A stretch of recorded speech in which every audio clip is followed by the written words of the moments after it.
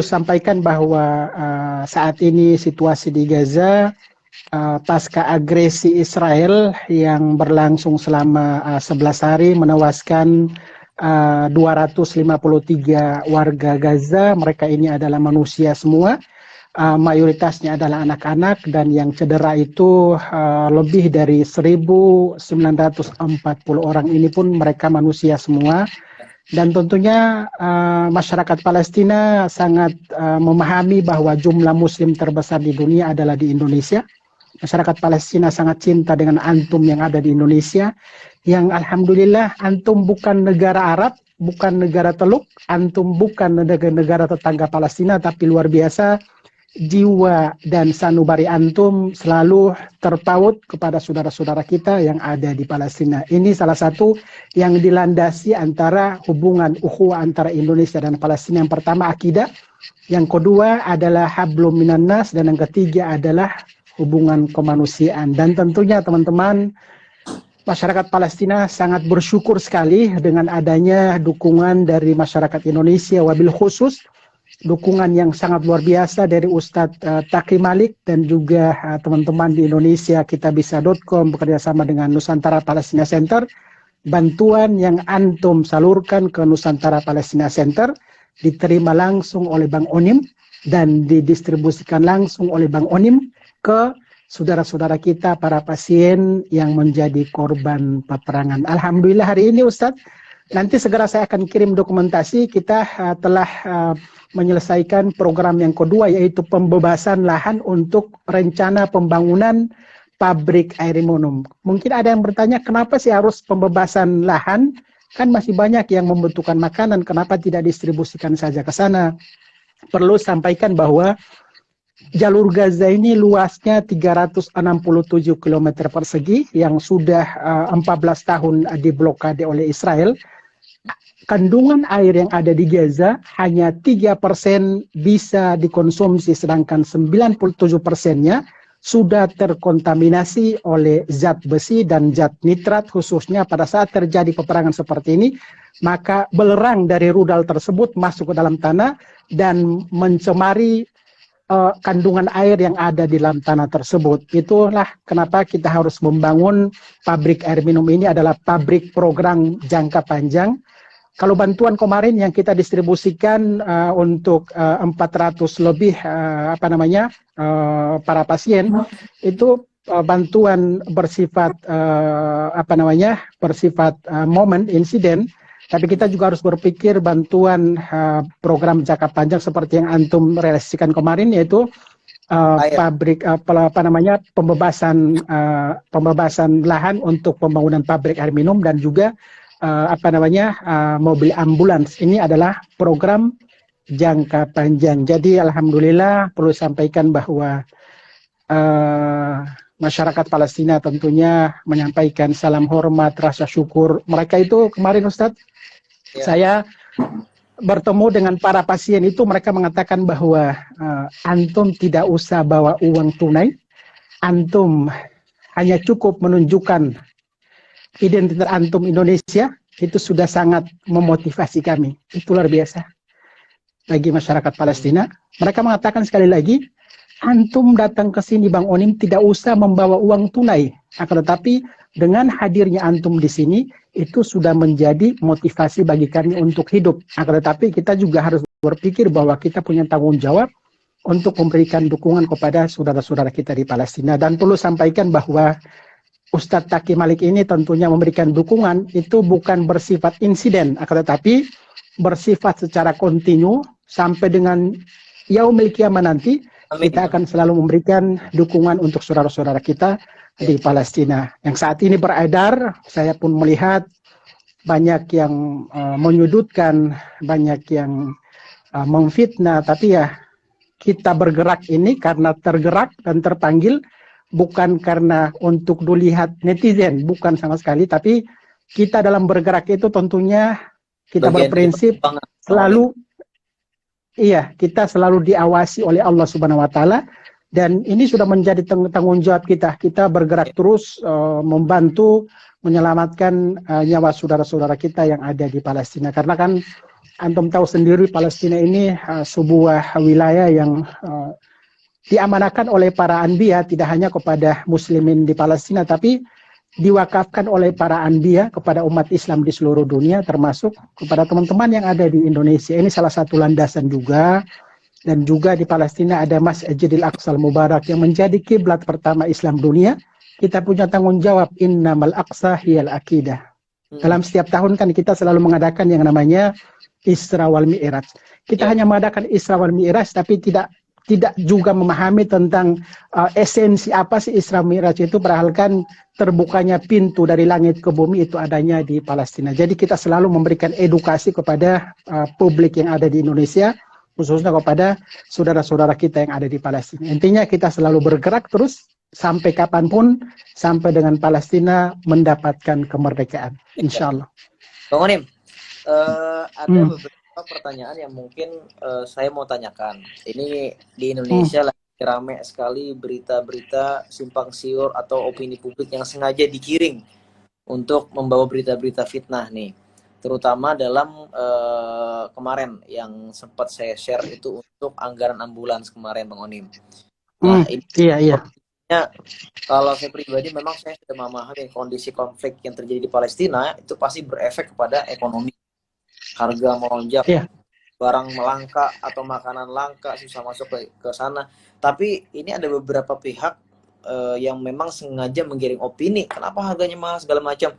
Padahal tadi pas saya setelah share di story, ternyata banyak banget nakes-nakes yang perawat-perawat, mereka bilang, saya mah udah biasa kayak gini Mas, katanya, atau Bang Taki, karena harga-harga alat-alat medis itu memang mahal-mahal di Indonesia, apalagi di daerah konflik. Mungkin Bang Oni bisa jelaskan sedikit deh untuk penjelasan hal demikian. Iya, ini sebenarnya persoalan yang sangat simpel, tapi karena teman-teman di Indonesia sana itu mereka tidak memahami tentang situasi di Gaza itu seperti apa. Perlu sampaikan bahwa setiap barang yang masuk ke Gaza itu tentunya atas izin Israel. Kok bisa atas izin Israel? Air yang kami minum ini masuk ke Gaza itu harus izin Israel dan diambil pajak oleh pihak Israel. Salah satu tujuan blokade terhadap wilayah Gaza itu untuk memperkuat perekonomian Israel. Coba kita bayangkan yang harga air minum kalau di Indonesia ini kira-kira berapa botol kecil? Kalau botol aqua kecil kira-kira berapa? 3.000 mungkin. Iya, kalau di Gaza itu ini sekitar Rp10.000. Air minum Rp10.000. Ya. Begitu.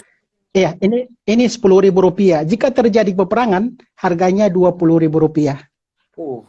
Inilah salah satu saudara-saudara kita bertahan hidup, itu mereka dipasok oleh pihak Israel karena ya mereka di sini makan untuk berjuang.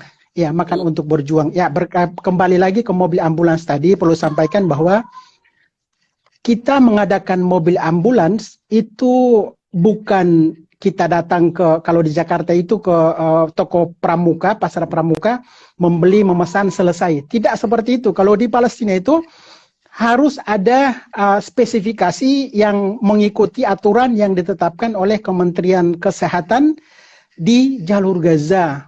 Pembelian mobil keluaran tahun berapa, terus baru apa bekas, terus alat kesehatan itu sudah aturan pakem yang tidak bisa dirubah-rubah. Salah satunya item-item di dalam mobil ambulans itu ya memang itu rekomendasi bukan dari Bang Onim, bukan dari Ustadz Taki, bukan dari NPC, tapi dari Kementerian Kesehatan Palestina, karena tim saya itu mereka ada di dalam grup Kementerian Kesehatan Palestina. Jadi aturannya itu sudah pakem seperti itu. Jadi bukan berarti oh ini harganya dimainin, itu tidak seperti itu. Kami di sini tidak seperti itu karena semuanya ada aturan main tersendiri.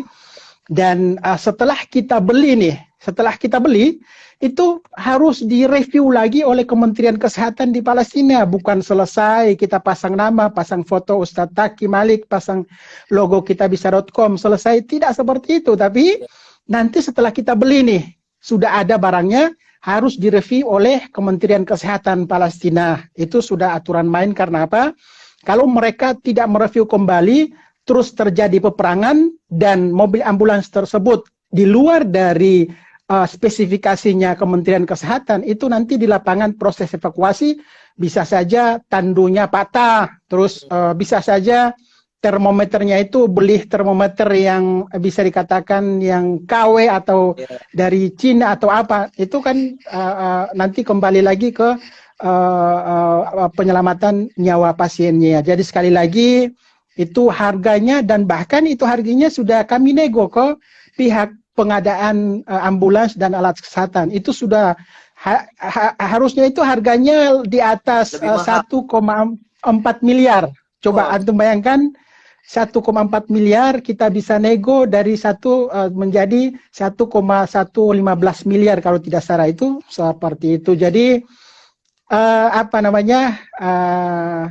ya biasa sih kalau saya sudah biasa seperti ini, dan kita harus punya kewajiban mengabarkan kepada saudara-saudara kita agar memahami, apalagi antum ini kan banyak orang yang sayang, tanda kutip, ya antum harus menyampaikan kepada mereka yang biar bisa memahami tentang situasi yang ada di Palestina. Jadi di sini saya Bang Onim yang diamanakan oleh Ustadz Taki Malik, saya menyampaikan bahwa amanah 3 miliar yang dititipkan oleh Ustadz Taki Malik, kotabisa.com ke NPC sudah diterima. Yang pertama sudah distribusi untuk korban perang. Yang kedua, alhamdulillah hari ini saya bersama ulama Palestina sudah menggusur lahan, sudah memasang spanduk, ada foto antum di sana, nanti ada dokumentasinya ada bahwa ini pembebasan lahan didanai atas galang dana Ustadz Taki Malik di kitabisa.com. Sekali lagi kembali ke mobil ambulans, itu spesifikasi yang sudah diatur oleh pihak Kementerian Kesehatan. Kalau antum yang ada di sana belum percaya juga, bisa kita minta surat dari Kementerian Kesehatan Palestina, tapi apa seribet itu kita memberikan dukungan terus harus minta surat dari sini? Apakah nanti ada surat terima kasih juga dari teman-teman para korban? Itu sebenarnya terlalu berlebihan ya, terlalu berlebihan. Tapi kita sebagai yang menggalang dana ya, kita tentunya welcome dan sangat terbuka untuk menjelaskan bahwa itu bukan main-main kita di sini. Tentunya ya sesuai dengan aturan main yang ada di sini. Jadi sekecil apapun yang antum amanakan itu semuanya masuk ke laporan Kementerian Kesehatan, Kementerian Dalam Negeri, Otoritas Palestina. Iya, termasuk dana 3 miliar yang antum amanakan itu nanti dalam setiap tahun akan diminta pertanggungjawaban oleh pihak Kementerian Dalam Negeri Otoritas Palestina di jalur Gaza. Jadi alhamdulillah, pokoknya teman-teman yang di sana yang sudah tahu alhamdulillah, yang belum tahu ya ini sekarang sudah kasih tahu. Pokoknya kita dukung terus lah, jangan sampai kita bergerak di bidang kemanusiaan pun kita diserang. Nah ini seperti apa sebenarnya hidup kita di zaman sekarang itu, masa kita orang yang meninggal di depan kita terus kita mau membantu tapi tiba-tiba difitnah. Ini agak ini sih sebenarnya, tapi ya intinya masyarakat Palestina di Gaza, di seluruh Palestina, bahkan beberapa hari lalu pada saat distribusi bantuan antum itu saya bertemu dengan Ibu Menteri Kesehatan Palestina. Saya menyampaikan saya hadir rumah sakit ini untuk distribusi amanah uang tunai dari Ustadz Taki Malik dan juga teman-teman yang ada di Indonesia. Kata beliau, terima kasih sekali atas dukungan dari masyarakat. Coba kita bayangkan, secara resmi Kementerian Kesehatan Palestina pun menyampaikan rasa syukur dan apresiasi kepada Ustadz Taki Malik dan juga kepada seluruh masyarakat Indonesia. Ini harus kita syukuri sebenarnya, karena kita hadir di Palestina membawa nama Indonesia. Ya, itu yang pertama. Yang kedua, bagi umat Islam yang ada di Indonesia, kita berbuat seperti ini itu Bang Onim bisa dikatakan menggugurkan kewajiban antum yang ada di sana. Antum belum bisa hadir di sini, Bang Onim ada di sini, saya dititipkan amanah-amanah. Ini amanah yang sangat berat sebenarnya. Tapi karena saya berada di sini, saya harus menjalankan sesuai dengan yang diamanahkan. Jadi sekali lagi buat teman-teman Indonesia, kami selalu ada bukti untuk distribusi. Jadi kalaupun ada menggiring opini, itu bakalan rugi sebenarnya sih, bakalan rugi mereka sendiri karena kita semuanya punya bukti. Bukti dari foto distribusi, video distribusi, terus nanti ada kwitansi juga, terus nanti ada final report juga. Itu 4 ini menjadi standar di NPC. Kalau tidak ada 4 ini, kami tidak bisa melaksanakan atau menolak amanah tersebut. Jadi Bismillah saja. Kami di sini tentunya memberikan dukungan kepada antum, Ustadz Taki Malik yang ada di Indonesia, pada teman-teman yang selalu memberikan dukungan kepada. Ya, kalau kami di sini, Ustadz, mungkin kalau antum di sana kendalanya pada saat memberikan dukungan, antum pasti disudutkan, difitnah. Tapi kalau Bang Onim di sini bukan disudutkan, difitnah, tapi dibombardir oleh pihak Israel. Jadi bisa dikatakan kita sama-sama berjuang, tapi antum di sana diserang dengan elektronik, kami di sini diserang oleh rudal, tapi kita selalu keyakinan bahwa Allah Subhanahu wa taala akan selalu bersama kita. Yang penting kita luruskan niat, berikhtiar karena Allah Subhanahu wa taala, terus pokoknya bertawakal kepada Allah Subhanahu wa taala. Insyaallah Allah akan selalu menuntun kita, dan tentunya jika ada yang memfitnah, saya yakin Allah akan selalu mengangkat derajat kita seperti antum. Saya yakin Allah Subhanahu wa taala pasti akan mengangkat derajat antum, menjaga keluarga antum, kesehatan antum, dan saya yakin antum bakalan semakin kuat untuk menghadapi sudutan atau fitnah seperti ini. Ya, amin. Bang Onim, mudah-mudahan Allah jaga Bang Onim, sekeluarga, amin, dan seluruh penduduk Palestina. Allah cepatkan kasih kemerdekaan buat Palestina. Teman-teman, ada penjelasan sedikit kenapa saya pribadi itu dari dulu mempercayakan platform crowdfunding kitabisa.com. Kitabisa.com itu sudah berdiri dari 2013, tahun 2013 ya Bang Onim ya. Dan sebelum ada rame donasi Palestina, itu 3 tahun berturut-turut ini memang saya sudah sering banget terjun ke kemanusiaan, sosial, dan itu pengumpulan donasi itu biasanya saya kumpulkan di kitabisa.com dan saya kasih ke orang-orang yang memang membutuhkan, dari orang yang sakit, kemudian orang yang kena bencana segala macam, dan Palestina. Namun yang malah rame ini Palestina nih, karena mungkin pergerakan uang yang terkumpul itu rame besar dan juga menjadi sorotan yang luar biasa di mata dunia sekarang. Nah, di kitabisa.com itu ya, uang itu tidak akan pernah bisa cair kecuali sudah ada RAB yang sudah diajukan oleh suatu lembaga kemanusiaan dari Palestina. Nah, dan itu pun harus dengan si izin konfirmasi dari saya pribadi. Misalnya saya sudah lihat RAB-nya segala macam, listnya 1, 2, 3, kemudian ini jelas segala macamnya, baru bisa dicairkan ke lembaga kemanusiaan tersebut. Ketika lembaga kemanusiaan tersebut menjalankan sebuah program yang sudah dianggarkan, itu pun mereka nanti Bang Onim, NPC, teman-teman akan melaporkan kembali kepada kita, ya Bang ya. Melaporkan kembali apa saja hasil laporannya, progresnya sudah sejauh mana, dokumentasinya seperti apa. Dan di kitabisa.com dan NPC juga itu setiap 3 bulan, kemarin saya ngobrol sama Mas Timi, CEO kitabisa.com, beliau bilang sama saya, Mas, di kitabisa.com ini dipantau terus atau direview terus oleh dari tim Kementerian Sosial. Jadi mereka harus sering memberikan laporan terus secara rutin setiap 3 bulan sekali kepada Kementerian Sosial. Dan itu rasanya mustahil sekali kita ngambil uang serupiah pun di situ gitu loh. Gitu.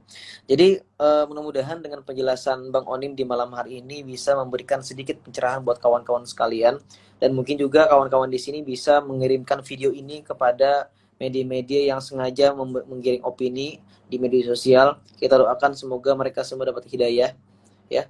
Kita doakan semua bisa terbuka mata hatinya dan tergerak bahwasanya ini kita bergerak ini untuk